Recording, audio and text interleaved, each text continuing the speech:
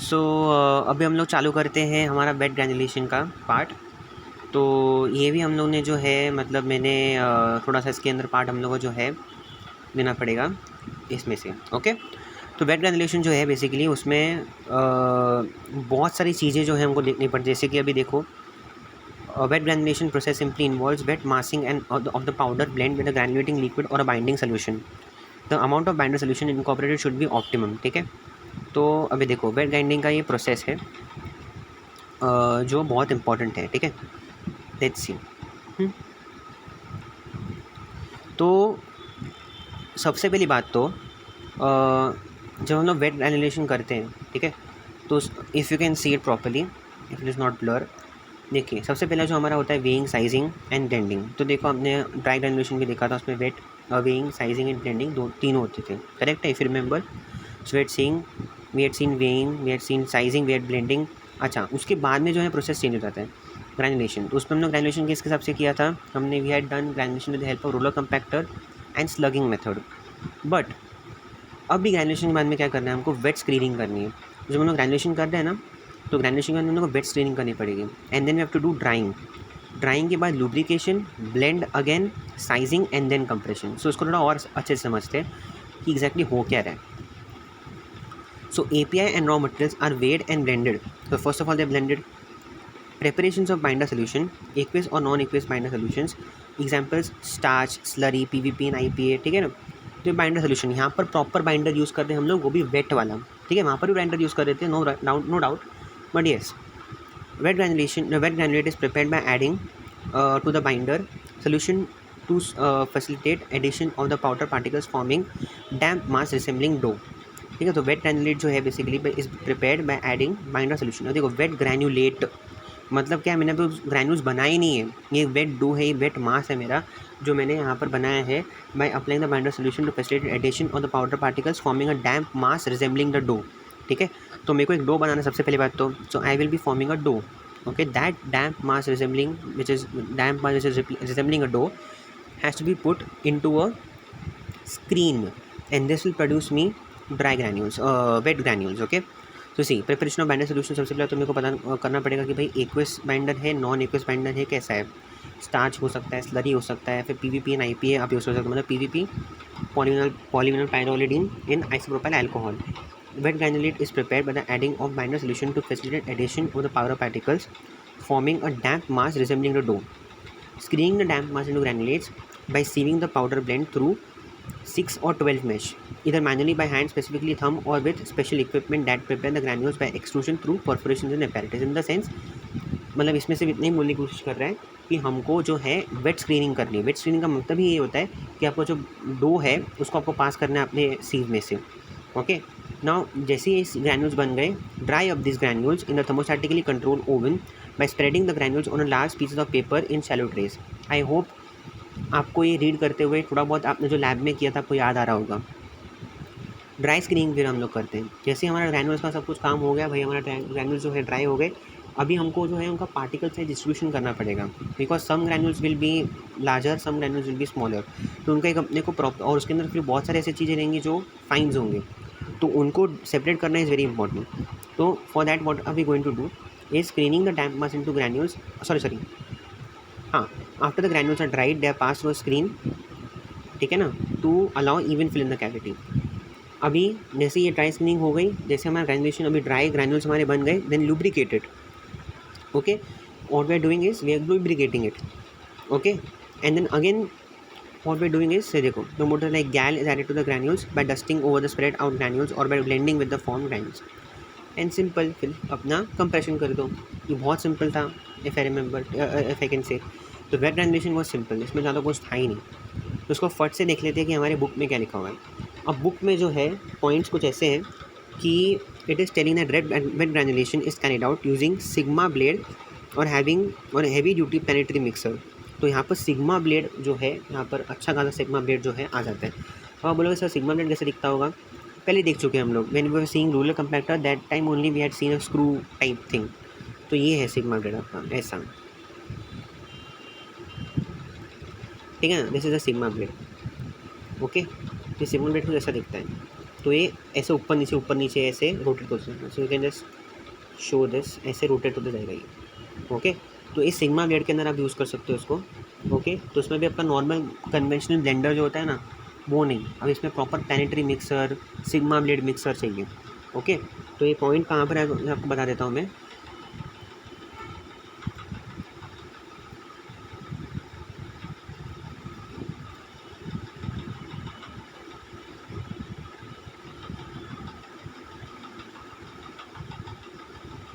हाँ, तो traditionally wet granulation has been carried out using sigma blade और heavy duty planetary mixers. Okay, that you have to understand. Okay, now अब हमने ये कर दिया। अब जो है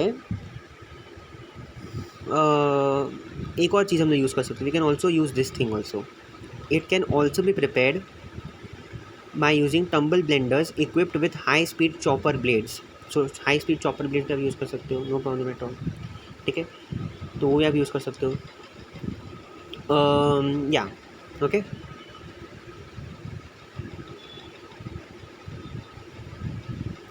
फिर हमने जो है बात करनी है वेट ग्रेनुलेशन के अंदर इस पॉइंट की, कि अब हम बाइंडर यूज़ करेंगे। ठीक है ना, तो ये देखो, so binders are used in tablet formulations to make powders more compressible and to produce tablets that are more resistant to breakage during handling. Some of these are added in the dry state and impart their binding properties when exposed to granulating fluid. Others are dissolved or dispersed in the granulating fluid. In some instances, the binding agent imparts considerable viscosity of the granulating solutions. So the transfer of the fluid by either pumping or pouring becomes difficult. During the scale-up of such a process, problems could be encountered during the addition of the granulating agent to the powders being processed in enclosed equipment. If the problem is anticipated during the formulation stage, the viscosity of the granulating solution can be adjusted so that the scale-up problems of this type can be avoided.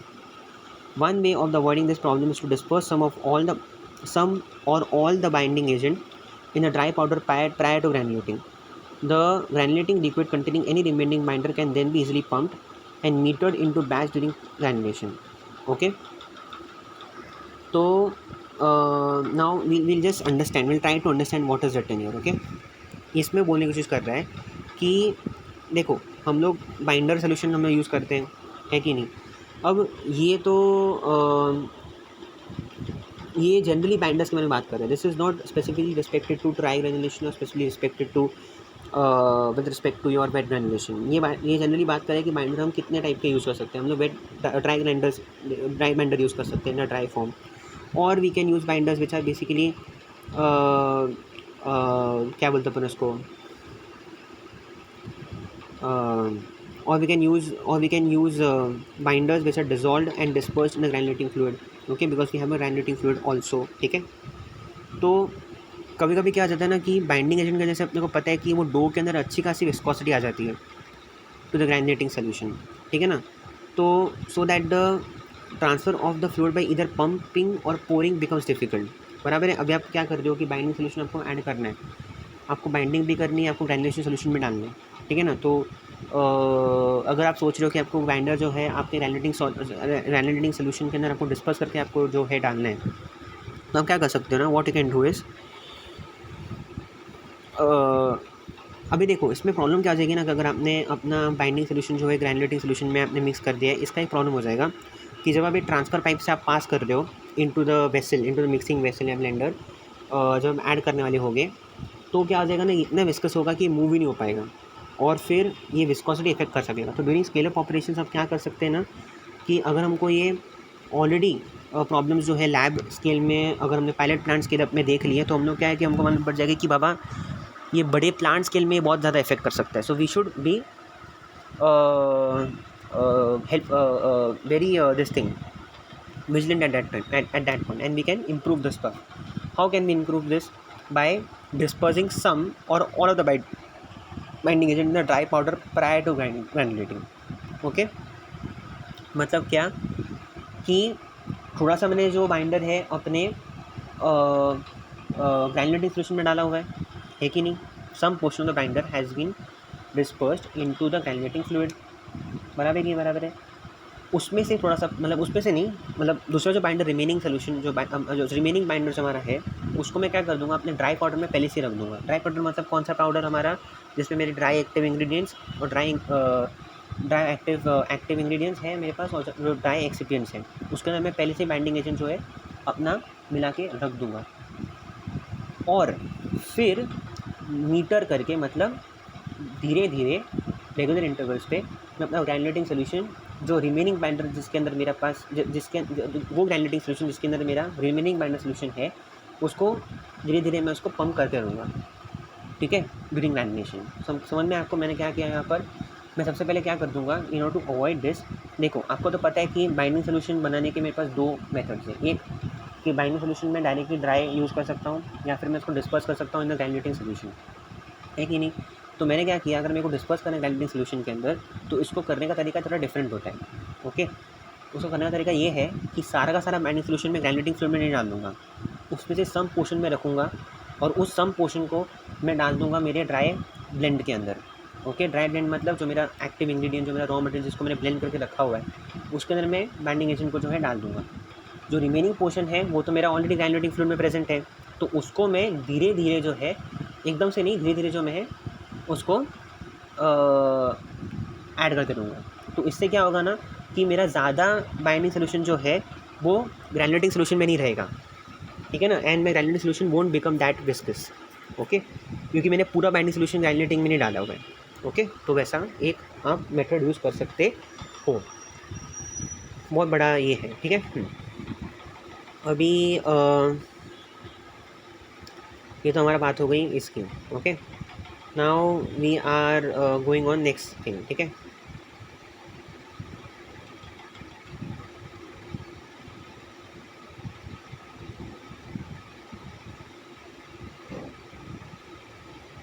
बराबर है, तो इतना भी हम लोग अगर कर लेंगे पूरा तो बहुत है। तो सबसे पहले हम लोग अभी हमने वेट ग्रैनुलेशन का जो पार्ट है वो ख़त्म कर दिया ना। We are soon going to go on drying. तो वेट ग्रैनुलेशन में एक बार वापस आपको रिवाइज करवा देता हूँ कि वेट ग्रैनुलेशन में हमको क्या पढ़ना है एक्जैक्टली। हमने पहले बार तो जो मेन अपना पार्ट है वेट ग्रैनुलेशन का कैसे करते हैं वो हमने पढ़ लिया, बराबर है।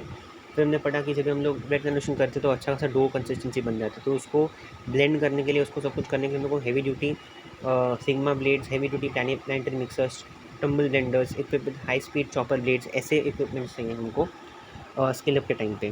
दूसरी बात जो हमको ध्यान में रखनी पड़ती है कि बाइंडर्स, जब हम बात करते हैं तो बाइंडर्स, एक जनरल बाइंडर के बारे में एक ओवरव्यू देना है कि अगर ड्राई बाइंडर है तो कोई प्रॉब्लम नहीं है, but if you are making a binder, if you using a wet binder, ठीक है, मतलब बाइंडर को आपने डिस्पर्स करके रखा होगा ग्रैनुलेटिंग सोल्यूशन के अंदर, तो उसको किस तरह से टैकल करना है, उसके किस तरह से प्रॉब्लम्स हो सकते हैं, वो आपने यहाँ पर जो है बता दिया है, ठीक है। Now we are going to go on the drying operation. अब ड्राइंग ऑपरेशन क्या है, सिंपल सी बात है यार, ड्राइंग ऑपरेशन हम किस में करते हैं, we do that in hot air oven, है कि नहीं।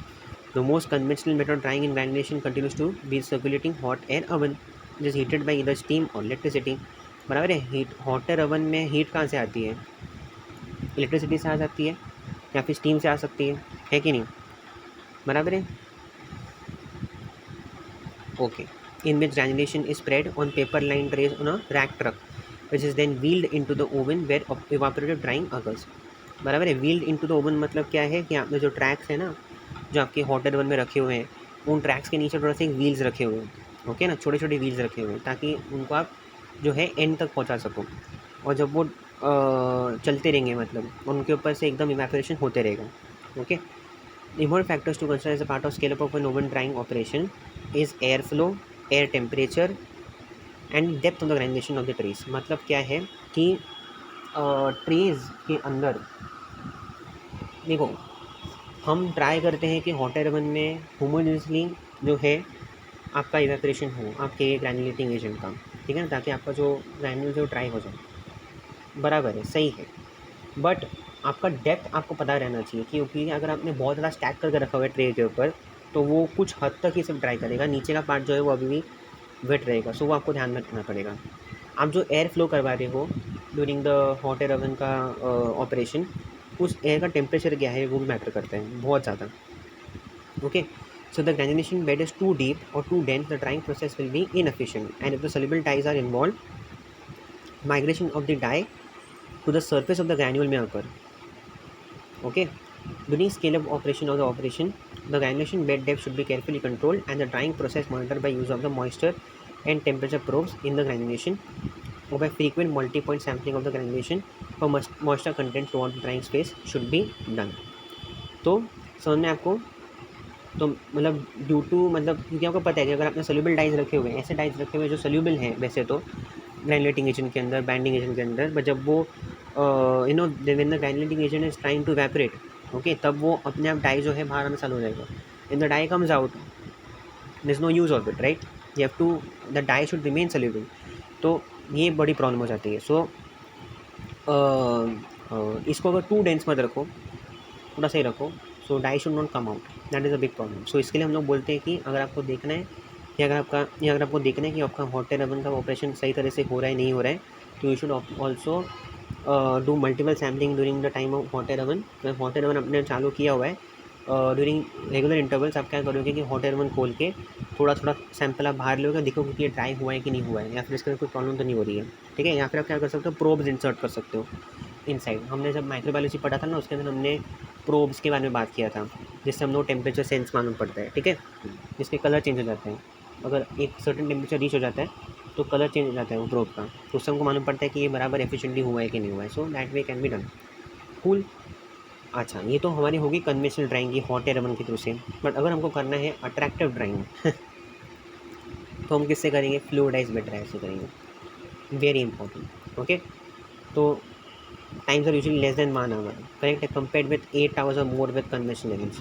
कन्वेंशनल ओवन से 8 घंटा लगता है आराम से, या उससे ज़्यादा भी लग सकता है. बट आपके फ्लूइडाइज बेड ड्रायर में फट 1 घंटे में काम खत्म. समझ में आपको हुआ क्या?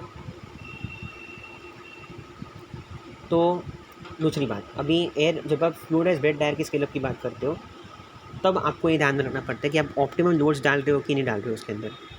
Okay, rate of air flow, again जैसे हमने ऊपर भी बात की थी, इनलेट एयर टेम्परेचर बराबर, वो भी आपको ध्यान रखना पड़ेगा. ह्यूमिडिटी कितनी है इनकमिंग एयर की, वो भी आपको ध्यान रखना पड़ेगा, right. So this have to think about. Okay,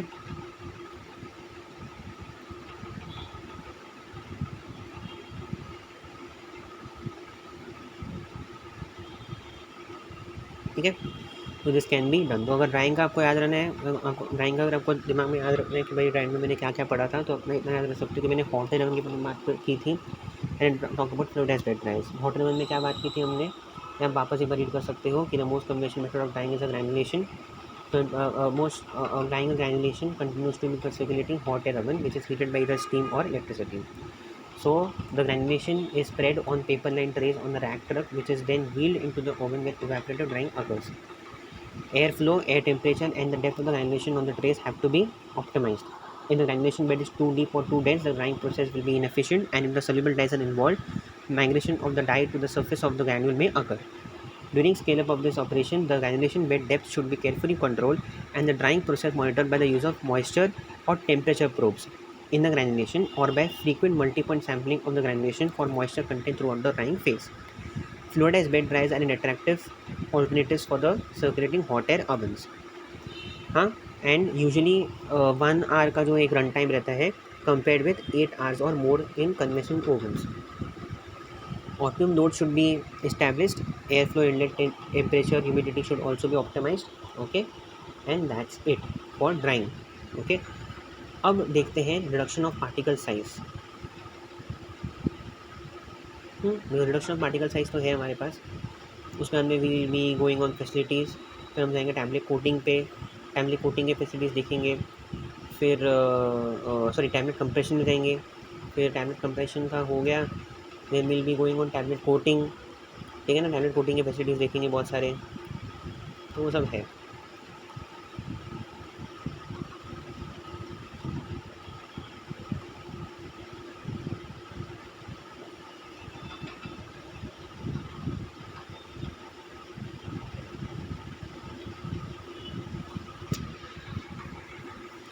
अब रिडक्शन पार्टिकल साइज क्या लिखा है इसके अंदर देखते हैं. ओके,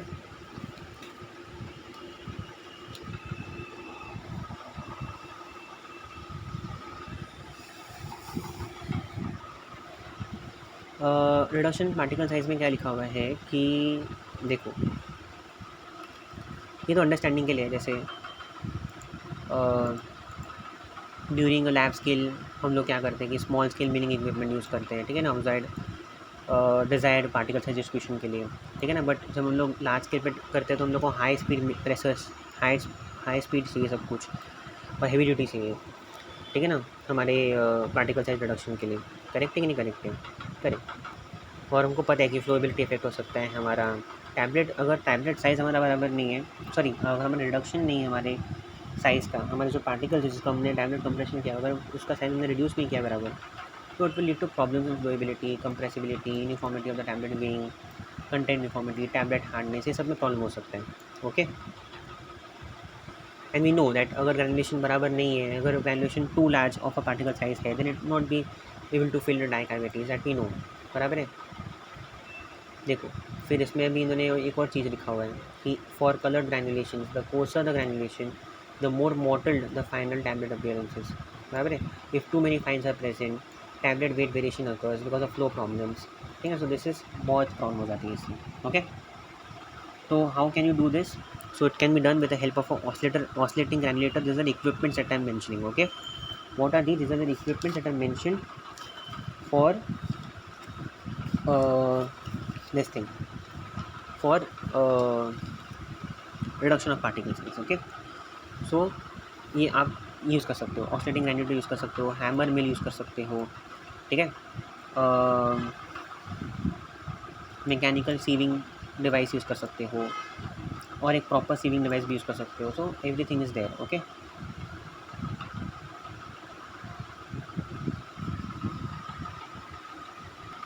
सो मतलब अगर अपन सीविंग की बात करते हैं, मतलब अगर अपन स्केल अप करते हैं मिलिंग और सीविंग को रिश्ता, ठीक है, तो अपन ऊपर देख लिया कि अपन मिलिंग साइजिंग में ना छोटे मोटे, ठीक है ना, ये फ्लोएबिलिटी, कंप्रेसिबिलिटी, ये तो बहुत ही ऑब्वियस सी चीज़ें हैं, ठीक है, जो आपको याद रहनी चाहिए। मेन आपका इधर चालू होता है।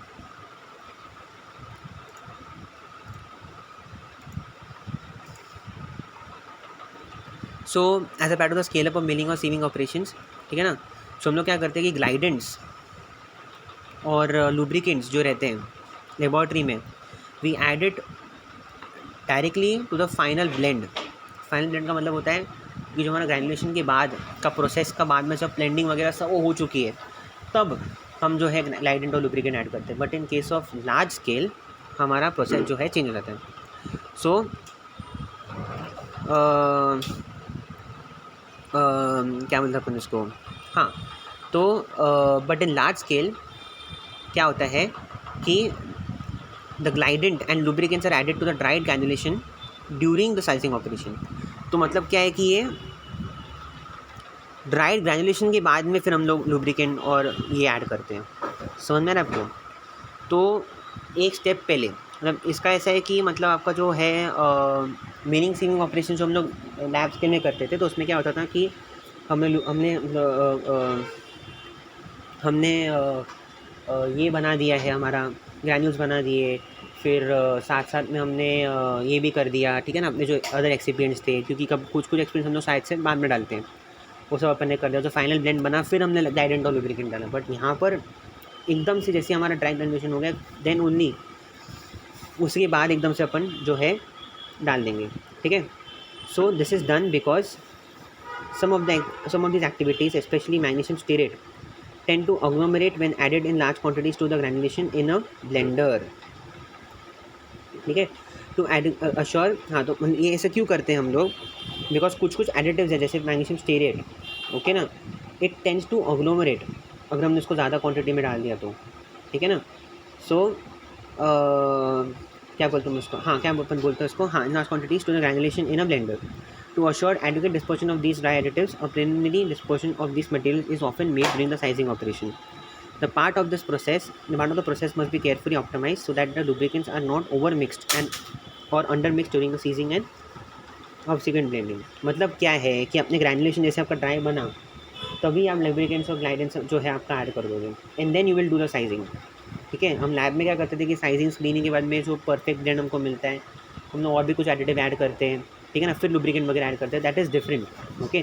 बट लार्ज स्केल प्रोसेस में हम लोग क्या करते हैं ना कि जैसे ही ड्राई ग्रैनुलेशन हुआ, वैसे ही हम लोग जो अपना लुब्रिकेंट और ग्लाइडेंट डाल देंगे, थोड़े अमाउंट में, ज़्यादा नहीं बट थोड़े अमाउंट में, because if you put in more amounts it will tend to agglomerate in the this thing, ठीक है ना, it will try to it will get agglomerated. Okay, so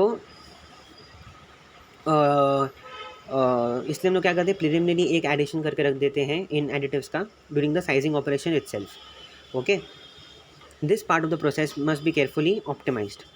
cool. Okay,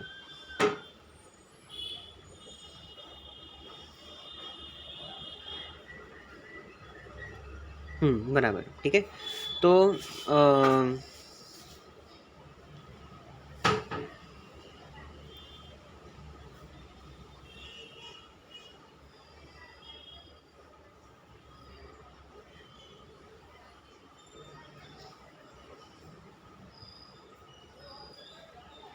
ठीक है, तो हम लोग ये करते हैं. तो एक बार वापस रिपीट कर देता हूँ कि साइजिंग ऑपरेशन के टाइम पे जो है हमको ऐड करना है ये लुब्रिकेंट और ग्लाइडेंट को. ठीक है, साइजिंग ऑपरेशन के टाइम पे जैसे ही ड्राई ग्रैन्युल बने आपको उसको साइज़ तो करना ही पड़ेगा, ड्राई स्क्रीनिंग तो करनी ही पड़ेगी. तो ड्राई स्क्रीनिंग जब आप करोगे तो उसी टाइम पे आपको जो है ग्लाइडेंट और लुब्रिकेंट जो है ऐड करते जाना है, ताकि क्या है कि एकदम से वो ऐड ना हो जाए. समझ रहे हो आप? अगर आपने बाद में ब्लेंड बनने के बाद अगर आपने उसको ऐड किया ग्लाइडेंट वगैरह को, तो वो एग्लोमरेट हो जाएगा. So in order to prevent that, we do this. Okay, we add the preliminary dispersion of these materials is often made during the sizing operation. ठीक है ना, उसके बाद में फिर आप थोड़ा सा अमाउंट जो है बाद में डाल सकते हो after the in the final blend. ठीक है ना, तो वो है. ओके, दूसरी जो मेरे को बात करनी थी कि हाँ, ये तो हमारा बात हो गया with respect to the milling operations. But मैंने पर फैसिलिटीज़ की बात जब भी आ जाती है तो फैसिलिटीज़ के बाद आपको समझ में आना चाहिए कंपार्टमेंटलाइजेशन होना चाहिए. ठीक है, तो ये देखो, टू एलिमिनेट दिस पॉसिबिलिटीज. तो इसमें भी मैं थोड़ा ब्लू में बात करूँगा, ब्लू में मार्क करूँगा.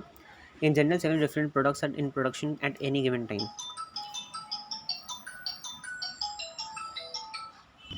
तो कंपार्टमेंटाइजेशन हो जाती है, देखो ना अभी. तो to avoid this cross contamination, incorrect product identification और mixups, to eliminate this possibilities a separate room और booth is recommended for each step.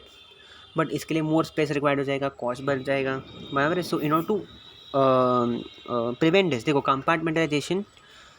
compartmentalizing the granulizing process has unfortunately unfragmented operation and increased space, critical capital and labor cost.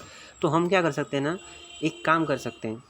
In order to reduce the cost what we can do is granulating. जो आप unit operation कर रहे हो, जो भी granulation आप सब कुछ कर रहे हो, उसके साथ साथ आप प्रोसेस डेवलपमेंट कर लो. तो क्या है ना कि आप थोड़ा सा कॉस्ट रिड्यूस हो जाएगा. अब बड़े बड़े जो मशीन्स होती हैं, बाकी तो आप ये भी करते हैं. देखो, so grinding should be considered a unit operation compose of closely integrated manufacturing steps and process development work should be directed to this area for cost reduction and process improvement. ठीक है ना, तो आप लोग क्या करते थे पहले कि प्रोसेस डेवलपमेंट प्रोसेस इंप्रूवमेंट भी अलग कंपार्टमेंट में करते थे, लेकिन नहीं, अब इसको इसमें कर लो, थोड़ा सा कॉस्ट जो है रिड्यूस हो सकता है. दूसरा बात जो है कि वॉशिंग फैसिलिटी जो है वो सबके पास होनी चाहिए. अभी हमने ये facilities I guess liquid dosage form के टाइम पे भी देखी थी. वॉशिंग फैसिलिटी तो बराबर होनी चाहिए मिल्स को साफ़ करने के लिए, ग्राइंडर साफ़ करने के लिए. और दूसरा एक और चीज़ जो है, आजकल के ट्रेंड ये है कि instead of making compartments they make a entire big machine which is closed system and it is able to carry out each and every step of tablet manufacturing. तो उसमें कुछ प्रॉब्लम ही नहीं है. उसमें एक हम लोग को एडवांटेज ये हो जाएगा कि हमारा जो वर्कर्स हैं जो काम कर रहे हैं, जो टेक्नीशियंस हैं जो काम कर रहे हैं, उनका हाथ भी लगेगा नहीं. So contamination is negligible. So this point you can keep. So next part हम लोग क्या करते हैं ना, नेक्स्ट पार्ट जो हमारा है ग्रैनुलेशन हैंडलिंग जो भी है, टैबलेट कंप्रेशन या जो भी पार्ट हमारा रिमेनिंग है, वो हम लोग नेक्स्ट वीडियो में करते हैं. ठीक है, थैंक यू.